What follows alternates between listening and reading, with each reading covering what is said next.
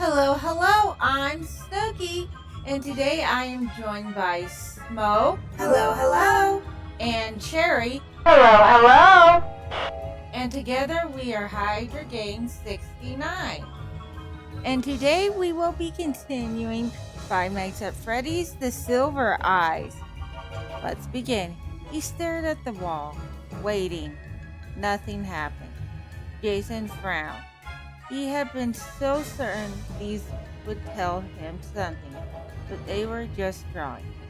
The child and the bunny stood in the middle of the paper, and one close together, and another far apart. But there was nothing there that could be called a story. Oh well.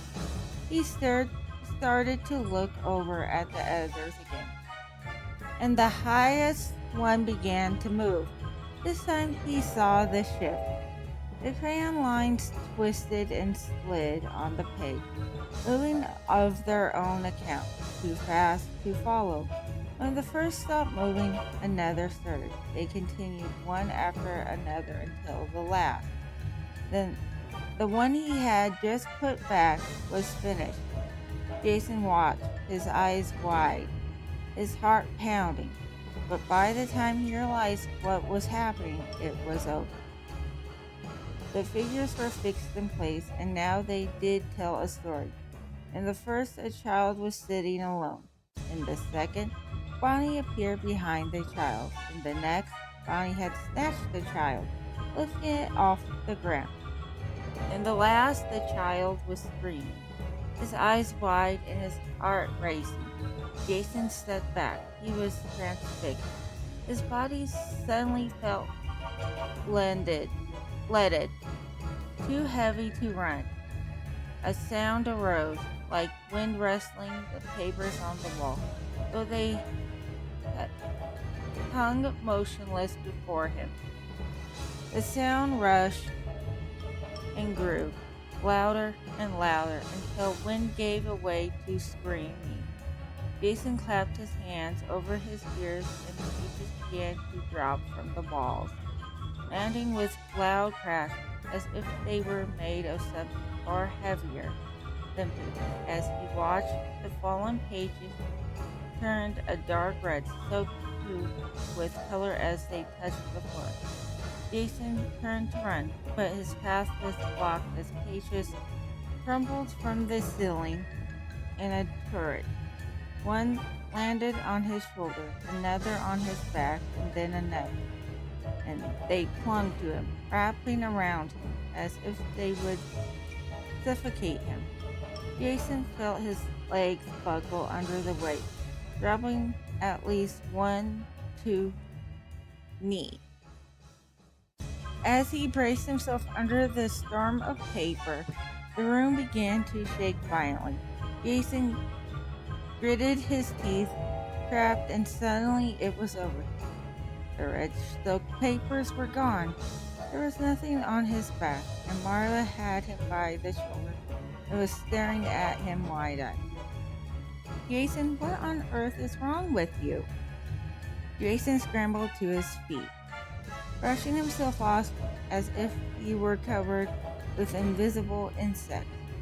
The pictures were falling on me, he said urgently, still panicked, but as he looked back at the wall, he realized that the room was silent and still. A single picture had fallen from its place.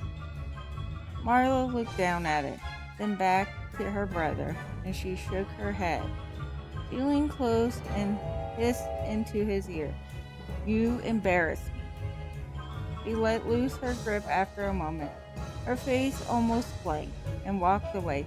Jason stumbled as if he got to his feet, but followed as quickly as he could, keeping his eyes trained on the walls as they went. In the control room, Dave had his hands on the buttons, his fingers wandering lightly over them without pressing anything. The movement looked careless, instinctively, like a habit. Charlie leaned close to John.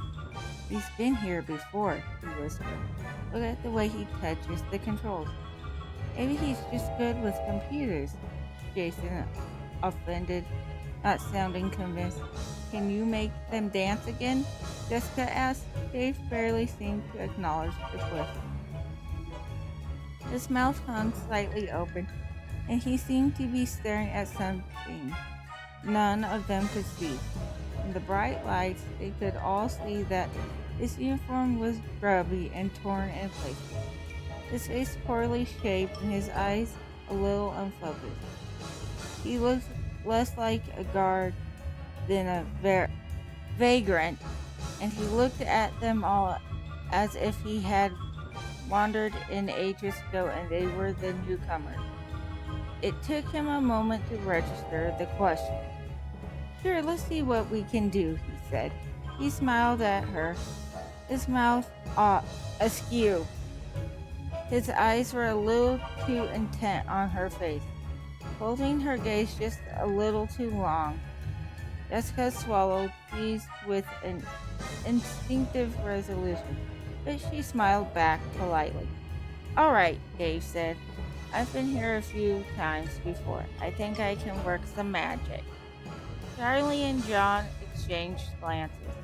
You've been here before, John said in a careful, even tone, but Dave ignored him or did not hear him. There was a keypad to the far left of the control board that no one had touched yet, as it did not appear to be connected to anything. Now Dave reached for it and began to press the buttons quickly, as if he had done it 100 times before. He gave Jessica a conspiratorial glance. For a special occasion, you can request a dance. He smiled at her again with the crooked intensity. Great, Jessica said, breathing a sigh of relief. Anything to get out of such close proximity to this man. She looked at Lamar.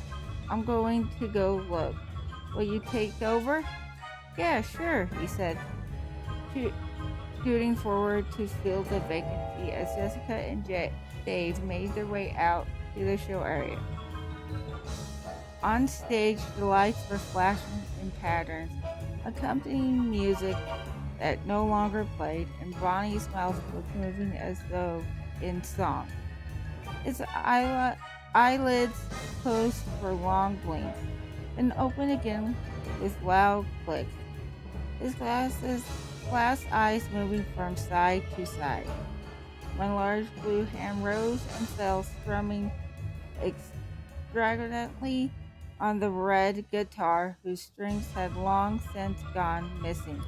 Lamar, how much of this are you doing? Carlton said, suitably impressed. Not much, Lamar called back. Most of it seems pre-programmed. Bonnie turned to them and Jessica startled as he seemed to look right at her. But he turned away just as quickly to face the girls of empty seat, lifting his head to sing. It's strange seeing them like this, Jessica said, taking a step back to get a better view. Bonnie's foot tapped along in rhythm, and his mouth opened and closed with song. There was no voice. There was no music. There was only a strange humming coming from the speakers, and an orchestra of mechanical snaps and squeaks. Bonnie sped up, drumming and tapped faster. His eyes suddenly seemed out of sync, looking left while the head went right, then rolling back into his head. Dave approached the stage with deliberate steps. Nervous little fella, aren't you? He smiled, seemingly unbothered as the rabbit moved faster and faster. Hey, Lamar, can you take it down a notch? Jessica called. Bonnie's arms began convincingly violently, his mouth open but shuddering, his eyes throwing their glaze in seemingly random directions. Lamar, something's wrong, Jessica cried. Bonnie's foot jerked upward with a sound like a gunshot, yanking free the bolt that anchored him on the stage. Lamar, Carlton climbed onto the stage and hurried to Bonnie. trying to search the rabbit for an off button as he dug its erratic swings. Carlton, get down, you idiot! Jessica ran to the stage. Bonnie was moving faster, out of control as if his program had hit a glitch. He was no longer following the dance sequence they all remembered so well. He began to convulse and thrash.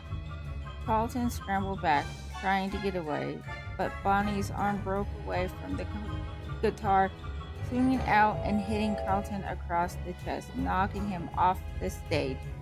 He landed on his back and stayed down, grasping for breath. Lamar, Jessica shouted. Lamar, turn it off. I don't know how, he yelled back. Jessica knelt down beside Carlton, looking helplessly at him. He tapped his shoulder instantly. Carlton, are you okay? Carlton, look at me. Carlton gave a small laugh that sounded more like a cough, then grabbed her hand and pulled himself up to sit. It's okay, he said. Just got the wind knocked out of me. Jessica still looked worried. I just need a minute, he assured her, the words still coming in a little wheezy. In the control room, Lamar pressed button after button frantically, but on the screens he could still see Bonnie moving wildly and at random, not responding to anything he did. Charlie rushed in, pushing him out of the way, but it took her only seconds to see that the buttons were powerless. She locked eyes with Lamar for a moment. We aren't in control, she thought. As one, they rushed from the control room to help the others. All right, Smoke, you're up next. All right, let's go. Jessica screamed in a short, high-pitched sound, and Marla and John ran through. Charlie and Lamar arrived seconds later. All the elves were moving out in the same fitful way, circling through their program movement at random with a desperate, panicked air. The lights began to pulse, flickering rapidly on and off. The stage lights did the same, the colors appearing and disappearing so that the whole space was washed first in bright gold, then a silky green, then a bruised and violent purple. They blinked like strobes, and the effect was nauseating. The speakers flared brief bursts of static, fading in and out like the lights, and breath breathed the static with the same sound they had heard the night before, and the growling of a voice too low to be human, too indistinct to be speaking words. The group came together cautiously, not quite casting their own sense. The lights throbbed savagely, and Charlie walked toward her friends. She could not be sure how far away they were or what was right in front of her. They huddled in the middle of the floor, staring at the animals as they rattled and rocked as if with their own hatred. Carlton got to his feet. Jessica watched him with concern, but he waved her off. I told you I'm fine, he said, trying to be heard over the intermediate noise. Charlie stood fixed in place, unable to take her eyes off the animals. They're trying to get away, she thought. It was a child's thought, and she tried to dismiss it, but it clung as she watched them, scarcely noticing that filthy flickering of the lights and sound. The animatronic creatures didn't look like they were glitching. Their movement seemed not mechanical, but hysterical, like there was something they needed desperately to do, but probably could not. Where's Dave? John said suddenly. Charlie met his eyes with a raising dread. Oh no. They all looked around, but the guard was nowhere in sight. We have to find him, Charlie said. He probably left already. Who cares? Marla said, her voice high and frightened. I'm not worried about him, he said grimly. Turned to jump. Come on, he said, setting off toward the hallway to the right of the stage. He glanced at the rest of the group over his shoulder, then followed Charlie at a brisk pace. We should find that other control room and see if we can solve all this from there, Jessica said briskly, taking charge. You and Jason go look for Dave, he told Marla. I'll go with them, Lamar said quickly. Control room, Carlton said, looking at Jessica. Control room, she confirmed. They all set off, moving slowly. The strobing lights distorted the space in front of them, seeming to throw off obstacles that were not there, obscuring the ones that were. The effects were disorientating and constantly shifting maze of light and noise. Ow, Marla shouted, and everyone stopped short. Are you okay, Carlton, yet? Yeah, I just bumped into this stupid merry-go-round, he called back. The speakers were momentarily noiseless, but they shouted across the small distance as there were a cannon between them. In another hallway, Dave was moving toward a goal. Without the others there to watch, he moved fast, scuttling almost sideways and darting his eyes over his hunched shoulders from time to time to see he was not followed. There was a large key ring at the belt of his uniform, but only a few keys hung from it. He selected one, opened the door, and let himself into the restaurant's office. He closed the door quickly behind him, pushing it against noise, even though the group would never hear it this far away, or note it between their own shouts and the blaring of the speakers. He turned on the overhead light. It was steady, illuminating the room without a flicker. On the far wall there was a tall closet flat against the wall, and he used another key on his ring to open it. Dave stood still in the open door for a long moment, breathing deeply. As he did, his back straightened and his whole chest seemed to expand, drawing an uncharacteristic confidence from what he saw, an old thin smile on his lips.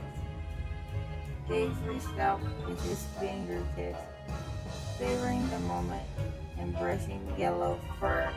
Jessica and Carlton hurried away down the hall toward the second control room, but Marla and the two boys moved more slowly, dragging their heads into the party room. Then the arcade.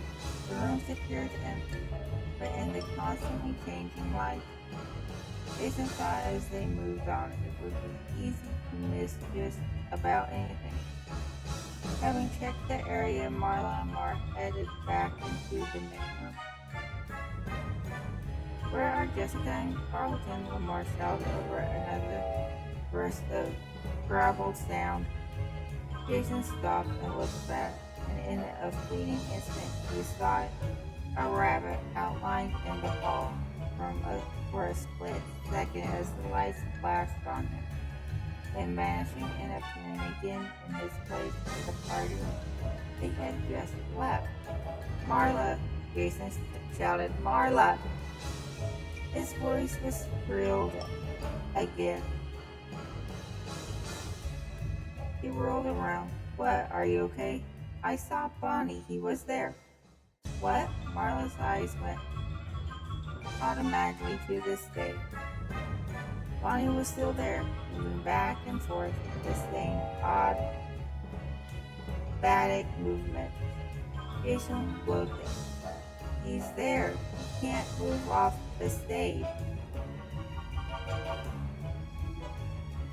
Jason looked. Bonnie was there. I saw him, he thought, looking back down the hallway, but it was empty. Jessica came running up, out of breath. Is everything okay? I heard screaming. We're fine, Lamar said. Jason thought he saw something. Where's Carlton? Marla said. She rubbed her temples. This light is giving me such a headache. He's still fighting with the controls, Jessica said. We should find Charlie and John. I think we need to get out of here. I think they went that way, Lamar said, pointing to the hall at the far end of the room, just past the stage. Come on, Jessica said. Jason followed as the group crossed the main dining room again, maneuvering cautiously around tables and chairs. He looked back as they reached the hall. Suddenly Bonnie appeared again, darting out from the arcade and ducking into the hall that led to Pirate's Cove. Jason watched his sister and the others file through the doorway, then slipped away before they could see him go. He ran across the room, intent on following the rabbit, and slowly he paced when he reached the dark hallway. The lights in the little hall were completely out, and though he could see nothing, it was a minor reflex from the wall-thing's throat. Jason hugged the wall as he moved, trying to scan ahead of him for signs of movement, but it was too dark. His eyes had not adjusted. After what seemed like ages, he came out of the hall and the pirate cove. From a distance, he could hear his sister's voice calling his name. Yes, they noticed I'm gone, he thought wryly. He ignored it, crossing the room. He peered down the other hallway, one that led to more party rooms, but it was so dark that he could scarcely see more than a few feet ahead. Turning back, he approached the little stage. The out of order sign still strung across it, as if anything in this place is in order. Suddenly the curtain moved, and Jason froze. The curtains began pulling back. Jason couldn't bring himself to run. All went dark, and the lights came on suddenly to reveal Carlton standing in front of him. Oh, excuse me. Having emerged from behind the curtain. What are you doing back here by yourself? Come on, let's go. Carlton greeted him with a warm smile. Washed with relief, Jason took a step forward, opening his mouth to speak, and stiffened, dragged still with fear. Bonnie suddenly broke through the darkness, appearing beneath the stage lights before him. But it was not Bonnie. That rabbit, the yellow fur, was almost blinding in the light. He rushed at them. Before Jason could cry out, the giant rabbit had a hold of Carlton from behind, smothering his face with a giant matted paw and wrapping his other great arm around Carlton's chest. Gripping tightly, Carlton struggled slightly, hitting and kicking, but the creature barely seemed to notice. He screamed into the rabbit's paw, but the sound was swallowed whole. He fought. The rabbit slunk back the way he came, dragging Carlton with him like a prize from the hut. Jason watched them go. A gap, his heart raced, and his breath was slower. The shifting air around him made him lightheaded. A noise came from behind him, the grinding screech of rusted metal beginning to move, and he leaped forward and turned, doing just in time to avoid a hook as it plunged swiftly downward. Foxy's eyes flashed in synchron with the lights above, and for a dizzy moment it seemed to Jason that those eyes were the controlling force behind it all, that if Foxy closed his eyes, every light might go out. Now it did not move like the others. It slowly, purposely rose between the gap in the curtains, its gleaming eye reaching and struggling strangely. Staggering, there we go, I got it. Staggering height. Alright, Carrie, take on over. Yes, and the best one yet. Jason, it was Charlie's voice. He knew, but he kept staring back and forth, first at Foxy, then at the place where Carlton had been stolen away. Jason, he called again, and then she and John were beside him, touching him, taking him out of his ghastly reverie. Jason grabbed his hand and pulled him into a run. In the main room, the others were already halfway down the hallway through the outside door, all but Marla, who was waiting anxiously at the entrance, her face flooding with relief when she saw Jason. "Marla, Bonnie, he took Carlton," Jason yelled, but she just put a hand on his back and pushed him through the door and into the hallway. "Go, Jason." "But I saw Bonnie take Carlton," he cried, but he ran, afraid to stop. They ran down the hall to the outside door, all bouncing with frightened impatience as they fled through to the alley one by one. There was no way to go faster when they were all through. Charlie looked down the hallway for a long moment, but there was no one coming. He shoved the door closed and stepped out of the way as Lamar and John wrestled the shelf back into place, blocking it off. "No one saw Dave?" Charlie said. It was not a question. They all shook their heads. "He must have taken off when the lights started going haywire," Lamar offered, but he did not sound convinced. "Carlton!" Jason cried out again. "Carlton is still in there. Bonnie took him." They all glanced around. Carlton was not with him. "Oh no," Jessica said. "He's still inside." "Bonnie took him," Jason said, choking out the words one by one, his voice shaking. "I saw it. Bonnie was there. He was in Tyrus Grove, and he grabbed Carlton and carried him away. I couldn't stop him." He scrubbed a sleeve across his eyes, wiping tears. "Oh, sweetheart." Marla hugged him, and he clung to her, hiding his face in her shirt. "No, it was a trick of the light. Bonnie couldn't do that. He's just a robot. He was on stage when we left." Jason closed his eyes.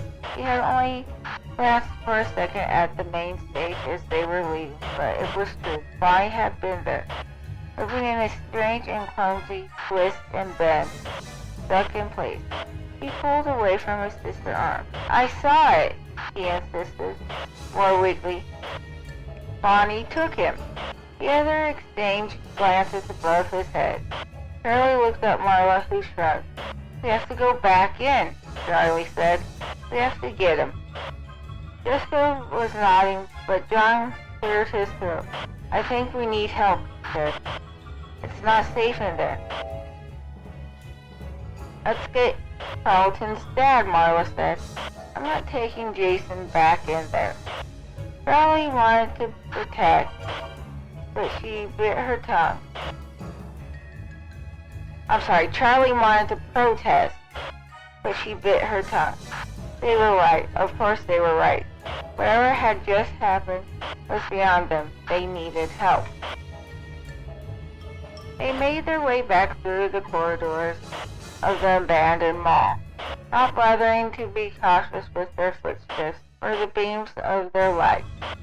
"So much for being sneaky," Charlie said darkly, but no one responded.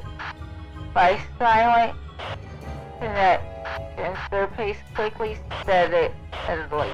By the time they reached the parking lot, they were almost running, spotting her car as they ran out the front door.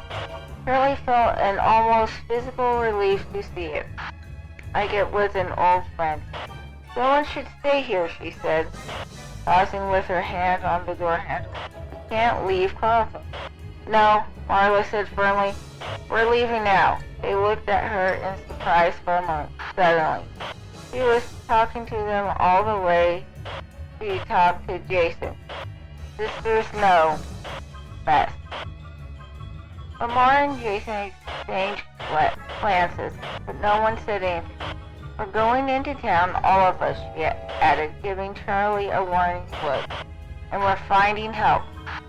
They hurried into the car as Charlie took the wheel. John got into the passenger seat, and she smiled tightly at him. Jessica climbed into the back a moment later, and Charlie felt a minor disappointment. She had wanted to talk to him alone. We're running for help, not a date, she scolded herself. But that hadn't really been the point. He felt safe. A touchstone. Damn it. The strange things that were happening all around them. He looked around, but he was staring out the window. They pulled out of the lot, following Marla's car as she sped into the darkness. As they reached the town, Marla yanked her car to the side of the main street and stopped. Charlie followed suit. Before the car had fully come to a halt, Jessica leaped out of the back seat and started running. Marla followed a step behind. They stopped in front of the movie theater, and only then did Charlie see that there was a cop in uniform beneath the Macaré, leaning back against his black and white car. His eyes widened at the sight of the young women barreling toward him, and he took an involuntary step back as Marla started talking without pausing for breath. Please, you've got to come, Marla was fishing as the others came up. The cop looked a little bewildered. He had a shiny pink face, and his hair was so short it was entirely covered by his hat. He was young, maybe mid-20s. Charlie realized, and he was looking at them skeptically. Is this an actual emergency? He said. You may not realize it, but pranks can get you into real trouble. Jessica rolled her eyes and stepped forward, closing the distance. No, we're not playing a prank, she said crisply, and Charlie suddenly remembered how tall she was. Our friend is trapped in the abandoned shopping mall, and it's your job to help us. The shopping mall? He seemed confused and looked in the direction they came from. That shopping mall? His eyes widened, then he frowned at them repulsively, looking remarkably like a disappointed parent despite his youth. What were you doing up there in the first place? Charlie and Marla exchanged glances, but Jessica didn't blink. Deal with us later. He's in danger, and you have to help us, officer. He leaned in and peered at his name tag. Officer Dunn, do you want me to go to the fire department? Despite her fear, Charlie almost laughed. Jessica said it as if she were in a store, threatening to take her business elsewhere. It was so abrupt it should have gotten her no more than a puzzled glance. But Dunn reached for his radio hastily. No, he said, hang on. He pressed a button. The radio emitted a short burst of static. Charlie felt a brief chill at the sound as she looked around. She saw John stiffen and Jason take a tiny step closer to Marla, not seeming to notice their reaction.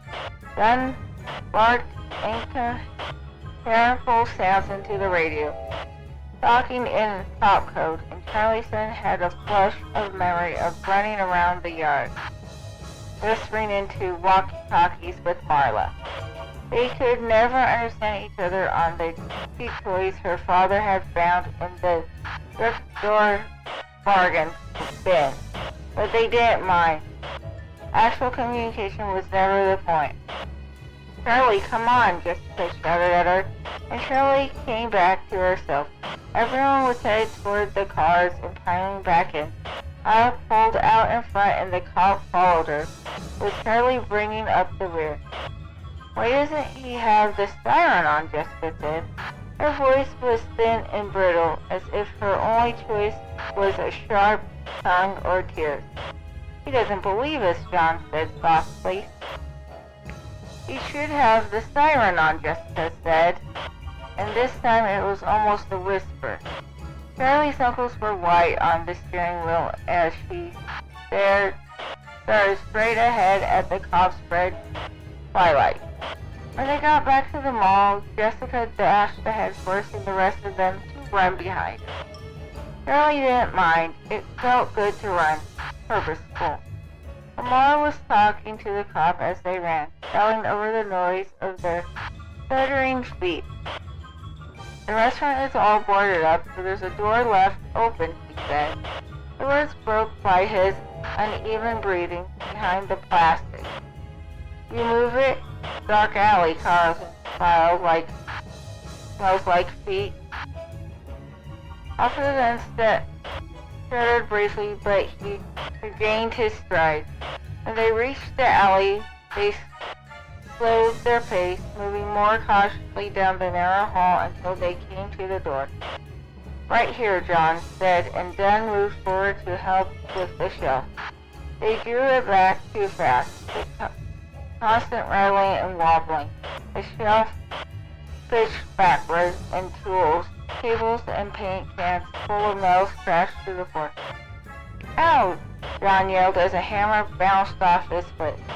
They all watched as things scattered, some rolling away and vanishing down the dark corridor. What? Johnson wailed as they looked up from the sill. He was pointing at the door. Okay, that's it for us from Hydragames69. Until next time, bye-bye.